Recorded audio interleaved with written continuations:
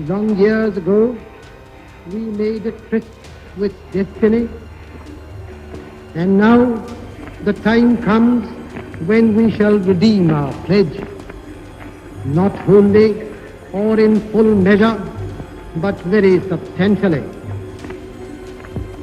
At the stroke of the midnight hour, when the world sleeps, India will awake to life and freedom.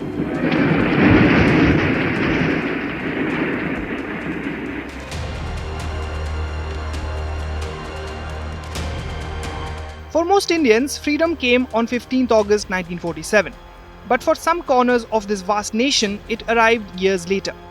In Hyderabad, in Goa, in Sikkim, independence had its own date on the calendar. These are India's forgotten independence dates. Every year, the tricolour flutters in unison across the country. Schools, offices, and streets echo with the same patriotic songs. But behind this collective celebration lies a layered history, where freedom unfolded in chapters, not in a single day. Take Hyderabad. In 1947, when the rest of India broke free from British rule, the Nizam of Hyderabad refused to join the Indian Union.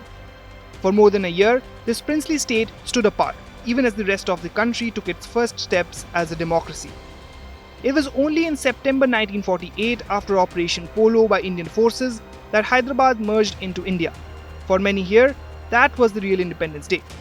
Further west, Goa was still flying the Portuguese flag 14 years after 1947. Portugal refused to give up its colony, calling Goa an integral part of its overseas territory.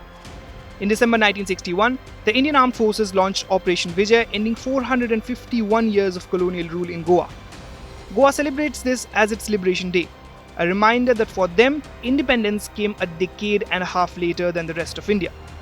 And high in the Himalayas, the Kingdom of Sikkim followed its own path.